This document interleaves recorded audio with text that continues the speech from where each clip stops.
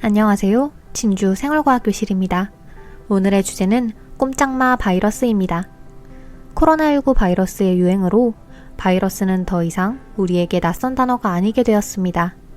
바이러스의 위험성에 대해서는 최근 2년간 뉴스, 신문, 인터넷 등 여러 곳에서 접할 수 있었으며 바이러스에 대비하고자 우리는 위생과 청결에 한층 더 신경 쓰게 되었습니다. 비누, 마스크 등 여러 물건들이 우리의 몸을 바이러스로부터 안전하게 지켜주고 있는데 우리 진주의 명물인 실크도 바이러스로부터 우리의 몸을 보호하는 데 도움을 준다고 하네요. 그럼 오늘은 실크의 숨겨진 효능과 실크 단백질을 첨가해 코로나19 바이러스를 막아주는 손소독제 만들기를 진행해 보겠습니다. 우선 바이러스의 생물학적 위치부터 알아봅시다. 바닷물 1리터 속에는 약 10억 개의 바이러스 입자가 존재하고 세균부터 동물, 식물, 버섯, 곰팡이에 이르기까지 지구상 모든 생명체를 감염시킬 수 있는 바이러스는 스페인 독감, 소아마비, 천연두, 현재의 코로나19까지 인류의 질병사와 함께하였습니다. 이러한 질병들은 많은 사망자들을 내었고 동시에 이 질병들을 극복하고자 의술은 눈부신 발전을 이루었습니다. 여기서 한 가지 의문점이 생깁니다. 과연 바이러스도 생물일까? 동물도 식물도 모두 생물인데 눈에 보이진 않지만 강력한 힘을 가진 바이러스는 생물일까 아닐까? 정답부터 말씀드리자면 바이러스는 생물과 무생물의 중간 단계에 있다고 할 수 있습니다. 생물은 세 가지의 특징을 가져야만 생물이라고 부를 수 있습니다.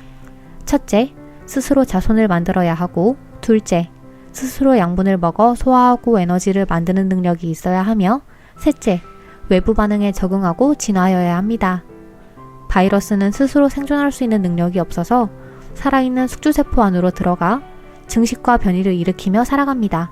즉, 스스로 살아갈 힘은 없지만 숙주세포 안에서 살아갈 수 있으므로 생물도 무생물도 아닌 중간 단계라고 할 수 있습니다. 다음으로는 바이러스의 생활사에 대해서 알아봅시다. 1번, 바이러스가 세포 안으로 침입합니다. 2번, 세포에 들어간 바이러스가 핵산과 단백질을 방출합니다. 3번, 숙주세포의 효소 등을 이용하여 DNA 복제가 일어나고 단백질이 증식합니다. 4번, 세포 내 재조립이 일어나며 5번, 결국 바이러스가 세포 밖으로 빠져나오게 됩니다. 조그만 바이러스를 보다 가까이에서 살펴봅시다. 바이러스는 생존에 필요한 유전 물질인 핵산, DNA 또는 RNA가 있고 그것을 둘러싸고 있는 외부 단백질 껍질, 캡시드로 아주 단순하지만 그 형태나 종류는 다양하며 영향력은 상상을 초월합니다. 유전 물질인 DNA나 RNA가 캡시드라고 부르는 단백질 껍질에 둘러싸인 구조로 이루어진 바이러스는 핵산의 종류에 따라서 이중 가닥인 DNA 바이러스와 단일 가닥인 RNA 바이러스로 구분이 됩니다. 천연두, B형 간염, 수두, 헤르페스 바이러스 등은 DNA 바이러스입니다. RNA 바이러스로는 인플루엔자 독감, 홍역, 사스, 에이즈, 황열병, 에볼라, 광견병, 메르스 바이러스 등이 있으며 코로나19도 RNA 바이러스입니다. 코로나 바이러스에서 코로나라는 명칭은 전자현미경으로 관찰되는 바이러스의 외형이 TV나 SNS 화면을 통해 보는 것처럼 태양의 코로나 모습과 유사해서 붙여진 명칭입니다. 이렇게 다양한 바이러스들 중 현재 우리에게 가장 와닿는 위험인 코로나19 바이러스 예방법을 함께 알아봅시다. 코로나19는 전 세계적으로 위협적인 바이러스 질병이며 확진 후 치료한다면 후유증을 남길 수 있기 때문에 예방이 무엇보다 중요합니다. 백신 예방접종, 손 씻기, 사회적 거리두기, 손소독 등 다양한 방법으로 코로나 바이러스를 예방할 수 있으며 가장 쉽고 빠르게 실천할 수 있는 예방법은 손 씻기와 손소독입니다. 코로나19 바이러스의 유행으로 손 위생을 강조하는 것에는 그 이유가 있습니다. 2015년 호주의 한 실험 결과 평균적으로 1시간에 23번 무의식적으로 얼굴을 만진다는 것을 확인하였습니다.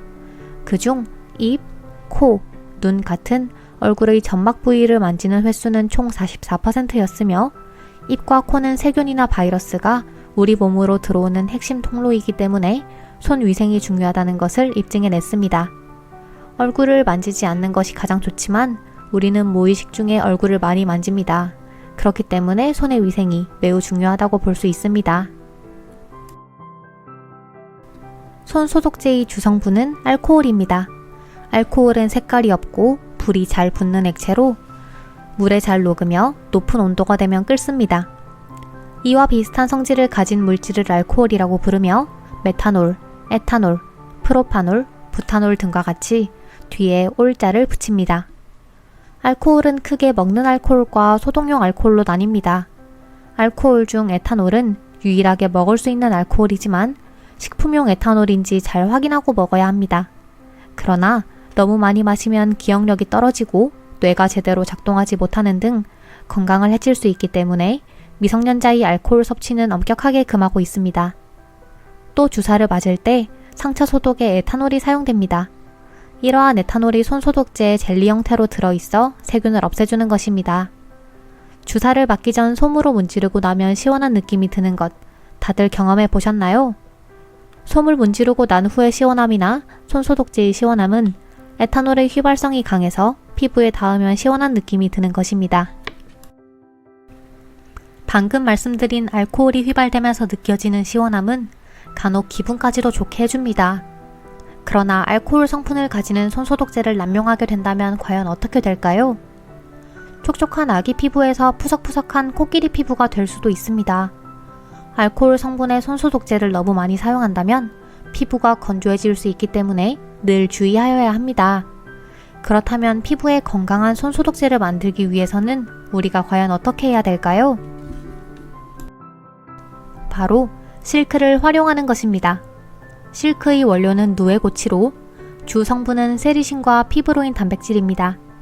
이 단백질은 18종의 천연 아미노산, 섭취 시 영양분 92% 이상이 흡수되며 질병 치료 및 예방 등 건강 증진 효과가 있습니다. 여기서 친구들은 질문이 생겼을 것입니다. 선생님, 실크가 좋은 것은 알겠는데 실크로 어떻게 손소독제를 만드나요? 맞습니다. 바로 이러한 실크를 곱게 가루로 만들어서 손소독제에 첨가하는 방식으로 손소독제를 만들어 볼 예정입니다. 단백질을 구성하는 물질은 아미노산으로 인간에게 꼭 필요한 필수 아미노산 8종, 발린, 류신, 이소루신, 트레오닌, 메티오닌, 라이신, 페니랄라닌, 트립토판과 주요 아미노산 10종, 글리신, 알라닌, 글루타민산, 아르기닌, 시스틴, 프롤린, 세린, 티로신, 아스카라긴산, 히스티딘, 총 18종의 천연 아미노산이 풍부하게 구성되어 있습니다. 실크 단백질을 섭취하면 세포 조직의 성장을 발달시키고 호르몬, 항체, 신경 전달 물질을 만들며 인체의 생리 기능을 유지하는 데 효과적입니다. 인체 피부 단백질과 아주 유사한 실크로 만든 옷은 피부에 닿으면 피부 세포의 활력이 증진되고 혈관의 경화와 노화를 방지하는 효능이 있어서 영국 피부과 의사들은 수술 후 환자, 피부 질환자에게 실크 옷을 착용할 것을 권고하고 있다고 합니다. 오늘은 바이러스에 대해서 바이러스가 생물도 무생물도 아니라는 바이러스의 생물학적 위치, 5단계로 나누어서 살펴본 바이러스의 생활사, 캡시드와 핵산으로 나누어 볼 수 있는 바이러스의 구조에 대해서 알아보았고, 코로나19의 예방이 중요하다는 것과 손소독제의 주성분인 알코올에 대해서 알아보았습니다. 손소독제의 과도한 사용은 피부가 건조해지기 때문에 이를 보완할 수 있는 실크의 장점에 대해서 살펴보았으므로 이제 실크 단백질을 이용한 손소독제 만들기를 시작해 보겠습니다.